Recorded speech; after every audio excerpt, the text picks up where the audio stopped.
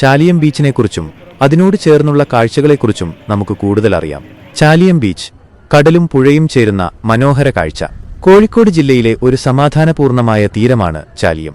കടലും പുഴയും ഒന്നിച്ചു ചേരുന്ന ഈ തീരം പ്രകൃതി സ്നേഹികൾക്ക് ഒരു സ്വർഗമാണ്. ബേപ്പൂരിൽ നിന്ന് ഒരു ഫെറി യാത്രയിലൂടെ ചാലിയമെത്താം. ഈ യാത്രയിൽ ഡോൾഫിനുകളെ കാണാനുള്ള അവസരവും ഉണ്ട്. പ്രധാന ആകർഷണങ്ങൾ: പുലിമുട്ട്. കോടികൾ മുടക്കി സൗന്ദര്യവൽക്കരിച്ച ഈ പ്രദേശം ഒരു മനോഹര കാഴ്ചയാണ്. കോട്ട സാമൂതിരിയുടെ കണ്ഠത്തിലേക്ക് നീട്ടിയ പീരങ്കി എന്നാണ് ചാലിയം കോട്ട വിശേഷിപ്പിക്കപ്പെട്ടത്. ജങ്കാർ യാത്ര. ബേപ്പൂർ പുഴയിലൂടെയുള്ള ജങ്കാർ യാത്ര ഒരു അവിസ്മരണീയ അനുഭവമാണ്. സമാധാനം. ആളൊഴിഞ്ഞ ഈ തീരം സമാധാനം തേടുന്നവർക്ക് അനുയോജ്യമാണ്. ചാലിയം ബീച്ചിന്റെ ഒരു മനോഹര ദൃശ്യം. ചുറ്റുപാടുള്ള കാഴ്ചകൾ.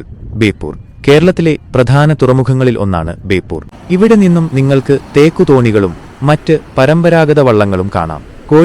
കോഴിക്കോട് നഗരം സന്ദർശിക്കുകയും അവിടുത്തെ സംസ്കാരവും ഭക്ഷണവും ആസ്വദിക്കുകയും ചെയ്യാം. ചാലിയം ബീച്ച് ഒരു അദ്ഭുതകരമായ അനുഭവം നൽകും എന്നുറപ്പാണ്.